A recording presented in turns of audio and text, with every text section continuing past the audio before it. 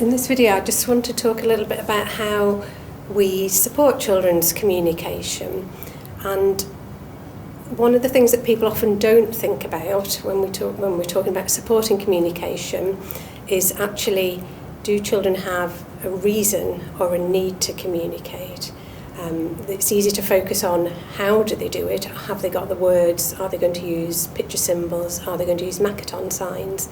But actually, for most children with autism, one of the biggest problems is they're not motivated. They don't have any reason or feeling that they need to communicate.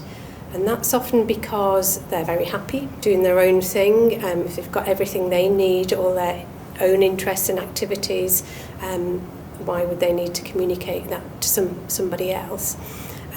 Also because parents are so good at tuning into their own child and anticipating and understanding their child's needs. So you've known them since they were a baby, you know that certain cries mean they're hungry or tired or they're going to have a tantrum, so you're anticipating what they need. But actually, the way that children learn to communicate is by doing it, by practicing it, by being in those situations where they're interacting with other people.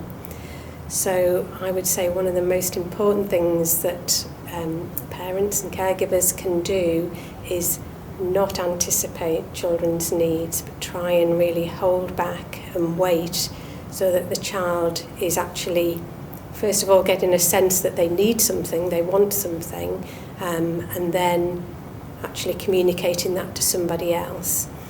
And creating as many opportunities throughout the day as you can for your child to be in that situation where they're actually communicating with you is how they're going to get better. It's a bit like any of us learning a new skill. If we only do it, for half an hour on a Tuesday morning, we're not going to get any better at it. But if we practice all day, every day, we'll soon become more proficient. So it's the same for children with autism, that they need to be practicing those early communication skills. And it really isn't rocket science. How do we actually go about that? It's just about making sure that we aren't anticipating and doing things for them. So, for example, if your child is desperate to go outside and they love playing in the garden, they haven't got their shoes on, they know they need their shoes on. If you do that for them, you've missed a communication opportunity, because the child actually had the motivation to go outside, but their shoes, somebody's just put them on for them, so they don't need to communicate a message to anybody. Whereas if you stand next to the door, if their shoes are on the floor, and you wait for your child to either pick up the shoes and give them to you, or to say, "Mummy, shoes on," whatever their level is, you can respond to that. But it's really important that initiation, that starting the communication, actually comes from them, and then you can respond to it. Other sort of small things that you can do, small changes which will make a big difference, are things like giving choices. So very often children with autism might be quite fussy eaters or drinkers, and we know as their parents and caregivers what they like. So they might always choose milk over juice or water. So the easy thing to do is to always just give them milk. And that's quicker and easier and avoids any sort of tantrums. But it means that we're missing an opportunity for the child to communicate. So by just simply giving them a choice of milk or juice, the child has to make a choice. And again, they might do that just by looking at the thing that they want or trying to say the word, but it's another opportunity for them to communicate.